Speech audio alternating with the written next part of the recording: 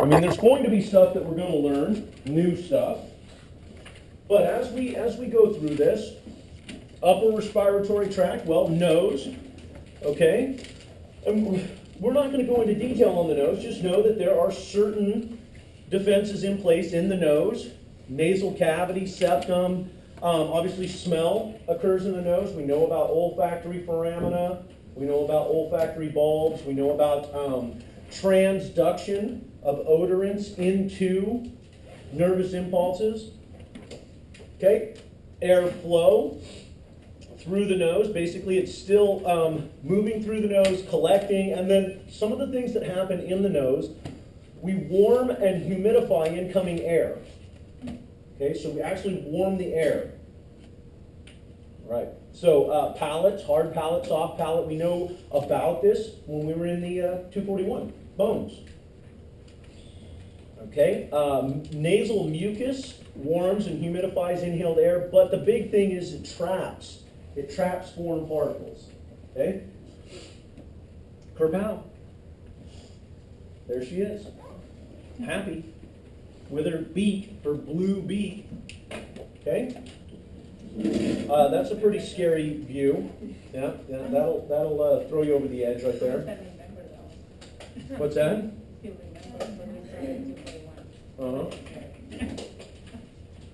Okay, so what you need to know in this image is you need to know the pharynx, okay, and then larynx, everything down. Now, yesterday we had upper and lower, and the larynx was the dividing point, upper and lower, but in this place you need to know the three parts to the pharynx. I don't know, what else did I say?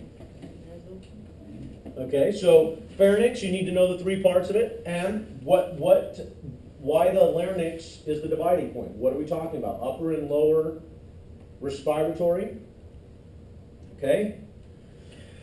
So, right off the bat, pharynx, divided into three parts. Please note the three parts, but also note this. Naso-oro, bless you, and laryngo, where I said larynx is the dividing point. So it's kind of self-explanatory, right?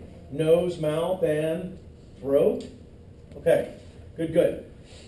This walks you through them. I'm not going to put a lot of time into them. I'm going to leave them up to you. If there's one or two questions on this, I'll be surprised. I'm more concerned about the actual physiology of the lungs.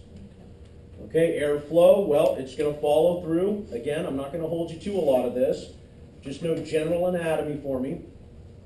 Okay, cartilages, thyroid cartilage, cricoid cartilage, and then epiglottis, and we're talking about right in here.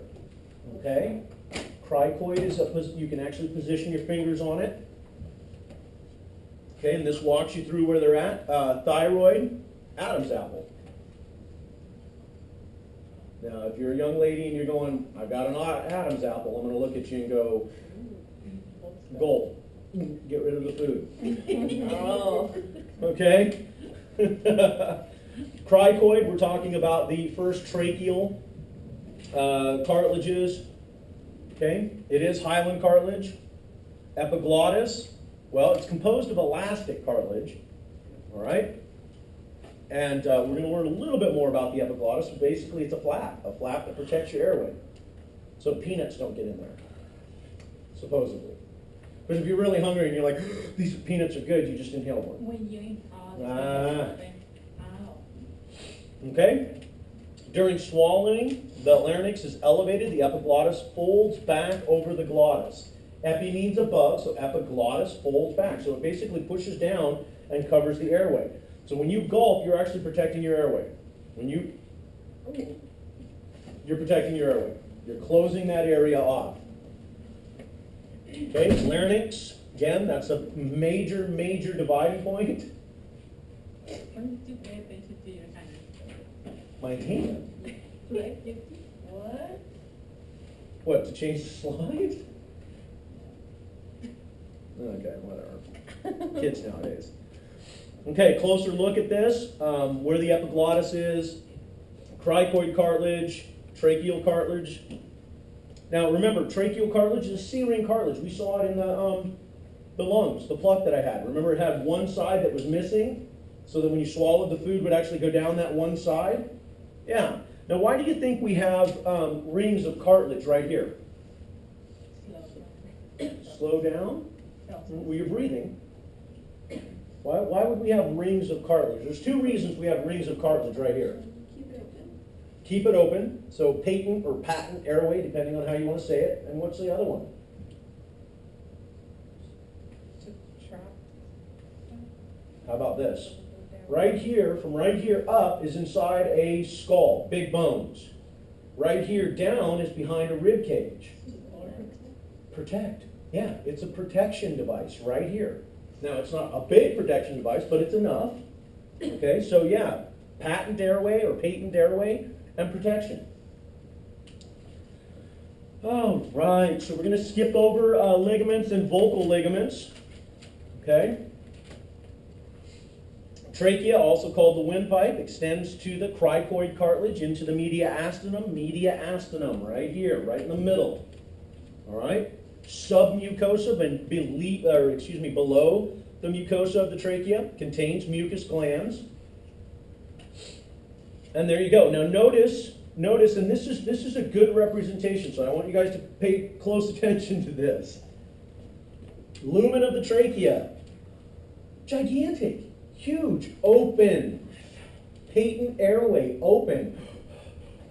It's not going to close. Where would it close? Yeah, lower. We're talking about the muscular aspect of the bronchioles. That will collapse. This will not. And then esophagus. Notice the esophagus is collapsed. Now, interestingly enough, when I did what's called an EGD, an upper endoscopy, see how it's collapsed like that? We actually have to inflate it. So when the tube goes in, so we can take a look inside your stomach, we actually inflate it. So it opens up so we can actually see in there. So we actually push air in there to inflate it. Now there's a sphincter that's, the lower EG junction. Basically the sphincter's right here. So when we start pushing air in there, all of that closed esophagus will open up. And we can take a look in there now. It's the same thing if food goes through it. You swallow, what does it do? Open and then right back around the food. Pretty crazy to think about. Okay, so yeah, and the reason why we do that is we can take a look inside the esophagus, make sure nothing's wrong. We will go through the EG junction and drop down into your stomach and take a look around. And I just got a text from a buddy of mine who called me last night and said, "Hey Phil, I'm throwing up blood. What do you think I should do?" I said, "Really? Hospital." Went to the hospital this morning. He says, "Phil, I have ulcers." I said, let's see. 85% of ulcers are caused by Helicobacter pylori. Is that what the doctor told you? He's like, "Damn, you're good." Bless you. So, bleeding ulcers in his stomach. Would we be able to see those by going in through there? Yeah, we would. We'd send a scope down and be able to take a look at them. Okay, so it was a good thing to share. It just happened last night. Okay? So, tracheal cartilages, again, I'm not going to hold you to this. Now, primary bronchi, right and left, yeah, you do need to know this. Okay? Separated by an internal ridge. Right primary bronchus is larger in diameter than the left. And it descends at a steeper angle. Okay, so we're talking about right. Right, when it's going down, it actually descends at a steeper angle as opposed to going like this. Okay?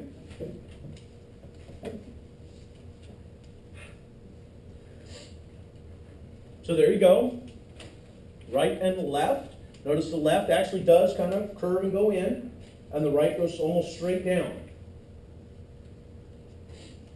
Hilum, okay? Where have we heard hilum before? The lymphatics, the nodes, yeah. The indentation of the nodes. So where pulmonary nerves, blood vessels, and lymphatics enter the lungs, okay? The root of the lung, a complex of connective tissues, nerves, and vessels in the hilum. Now it's in the mediastinum, so we're talking right here, literally right here.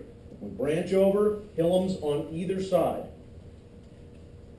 Okay, lungs, left and right, are in left and right pleural cavities. Do I have to elaborate on what pleural means? Good. The base, inferior portion of the lung, rests upon the diaphragm. Unbelievably, the diaphragm itself assists with breathing. It's an accessory muscle to breathing.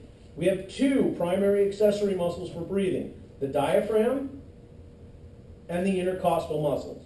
I'm going to say that again. We have two primary accessory muscles for breathing: the diaphragm and intercostal muscles. The diaphragm and intercostal muscles. Lobes and surfaces of the lungs. Well, the right lung has 3 lobes, as opposed to 2 on the left. Oh, let's see here. Lucy, why do you think we have 3 on the right and 2 on the left? Why do you think we have 3 lobes on the right and 2 on the left?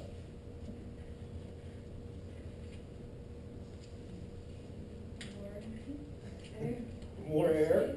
Okay. What's that? Yeah, because the heart. Yeah, the heart takes up the 3rd lobe. I know, you know, sometimes you think about this and you're like, really? It's that simple? Yeah, we have a heart there. If only had a heart. Really? Only half of you laughed at that? That was good. Okay, if you didn't laugh at that, go home and watch The Wizard of Oz tonight. I want a 2-page essay on The Wizard of Oz, spelling out why you need a heart.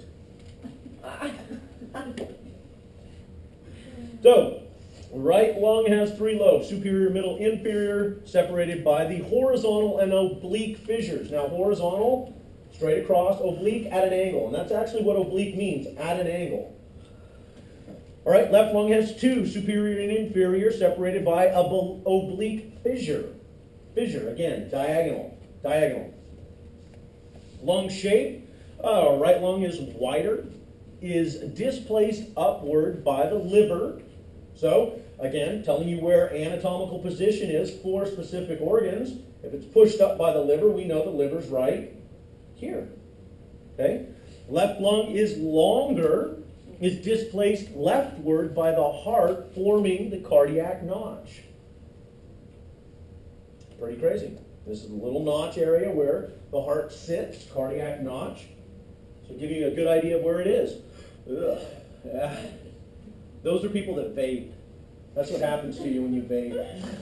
When you're sitting down there vaping and you're like, woo-hoo, black cherry vape. That's your lungs. So keep on vaping. This guy in front of me yesterday when I was riding the motorcycle was vaping. This huge puff of smoke, and I was like, it smells minty. He's vaping. Okay? So, real anatomical lungs.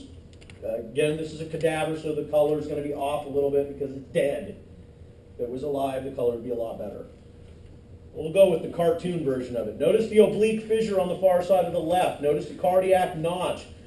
Big old giant open hole because we're missing a lobe. We're actually not missing it. There's not a lobe there. And that's where the heart sits. Okay?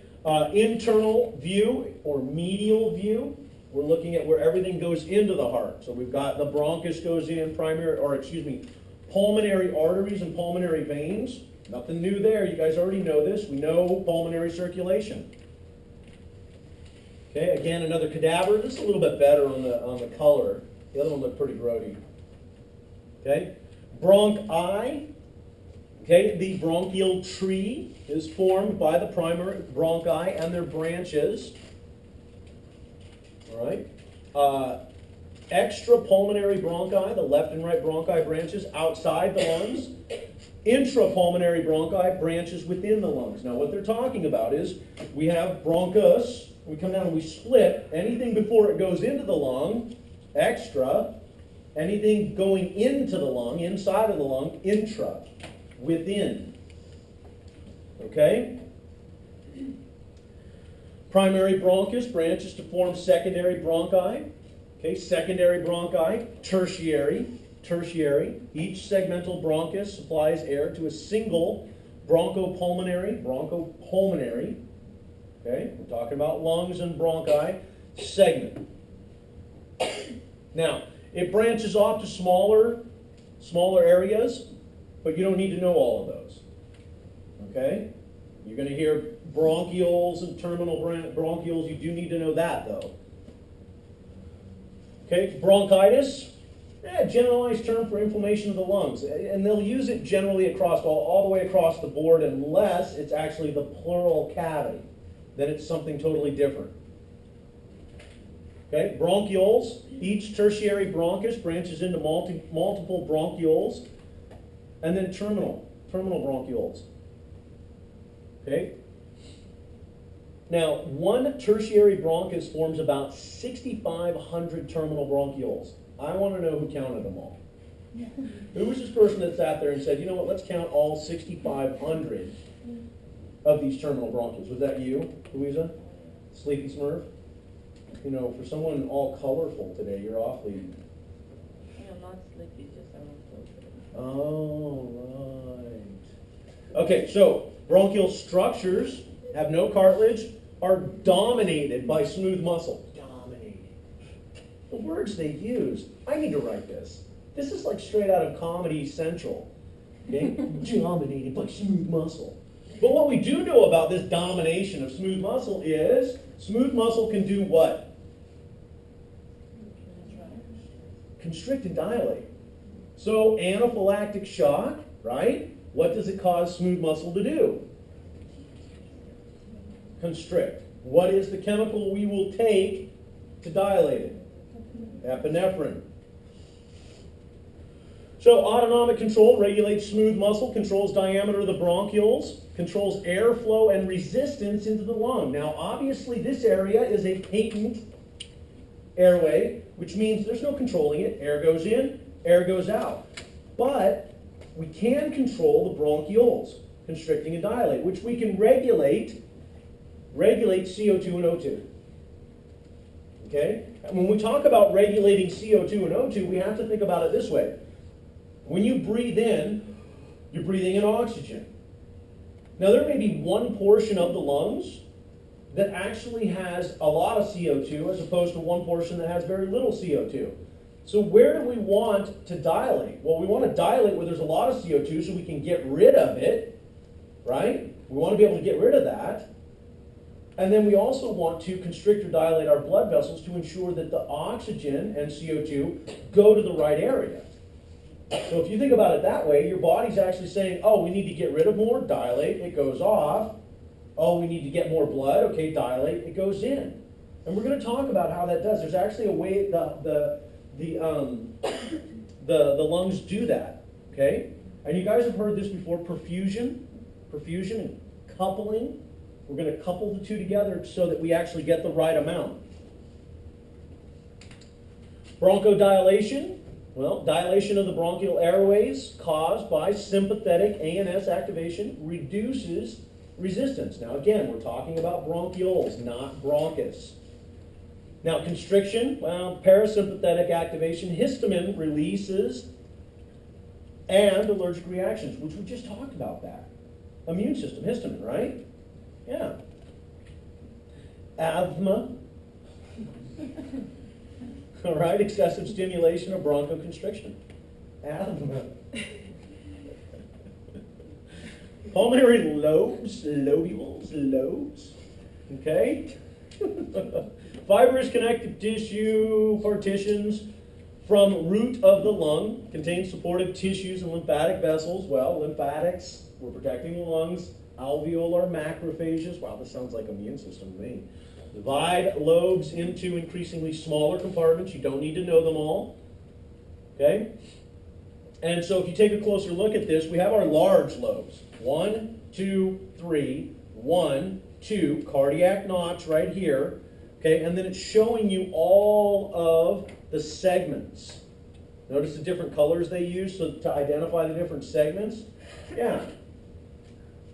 Now, as we saw in the show and tell on Tuesday, didn't we actually see that a lung is solid? It's not like a bag. It's not like a balloon, a bag of air. It's actually solid. Okay, and when we pumped it up, we saw bubbles come out of it. We saw it inflate almost equally. Yeah.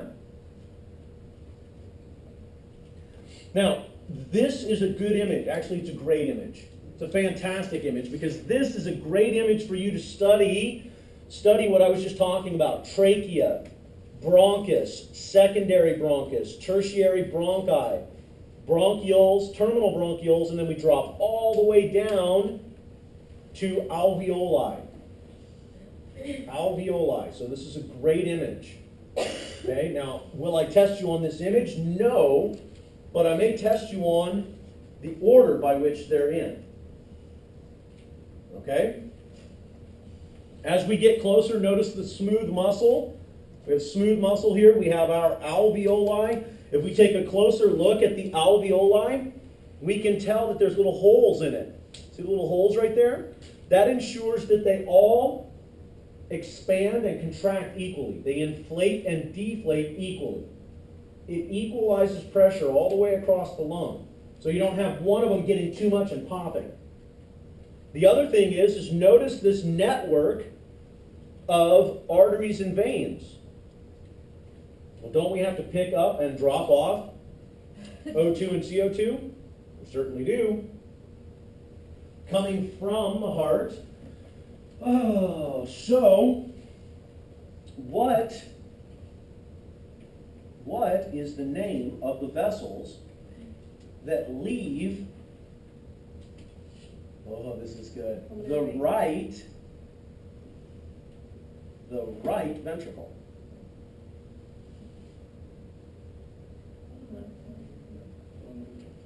Pulmonary, we've got a semilunar, pulmonary semilunar valve, then we go into the trunk, and then what? Pulmonary arteries. Yeah, because arteries leave and, bless you, veins return. Remember that whole afferent, efferent thing? I know, who throws a question like in that? What the heck? Who was thinking that? Okay. Pulmonary lobules, each terminal bronchiole delivers air to a single pulmonary lobule.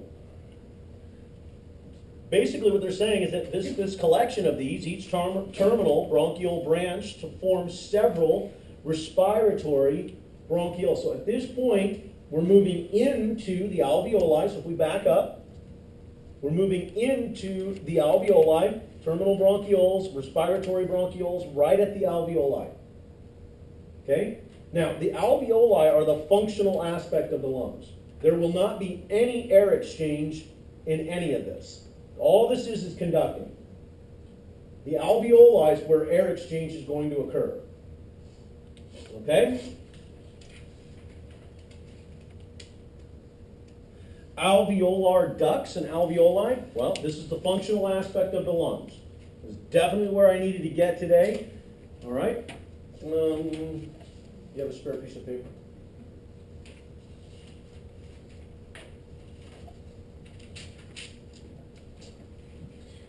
Right at the top of that for me. Attendance.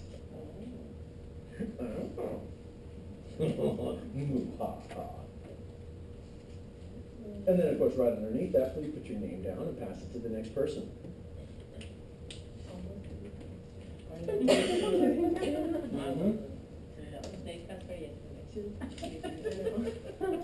Okay, so alveolar ducts end at the alveolar sacs, common chambers connected to many individual alveoli. Each alveolus has an extensive network of capillaries surrounding it. And there you go. An extensive network of capillaries. Well, we've got to exchange CO2 and O2. We have to. Now, the actual alveolar epithelium, the tissue, we already know it's simple squamous, right? But there's a couple additional pieces we need to add to that. So it consists of simple squamous epithelium, consists of thin, delicate type 1 cells. Type 1 cells. Now, it is patrolled by alveolar macrophages, and then it contains type 2 cells, and these type 2 cells secrete surfactant. And surfactant is a detergent-like substance that reduces surface tension. Okay, how many people have been down to a pond and you saw the little strider? The little strider, like it looks like a giant fly with long legs going across the pond, sitting on top of the water. Okay, the fact that it can stand on the water means there's surface tension. Okay? This chemical reduces that surface tension. It reduces the surface tension. Why you say no word? Surfactant. No, the other one. Surface tension. The type 2 thing. Type 2. Pneumocytes. Oh, pneumocyte. Yeah, like Nemo, but pneumo. It's a new movie coming out next year. Pneumocytes. With surfactant, their friend surfactant, and alveolar macrophages who don't remember who they are. Okay, pneumocytes wandering around. Have you seen my pneumocyte? I think you went to Australia. Surfactant is an oily secretion, contains phospholipids and proteins, coats alveolar surface to reduce surface tension, which is what I just said. Okay, reduce surface tension. All right, well, I got right where I needed to get.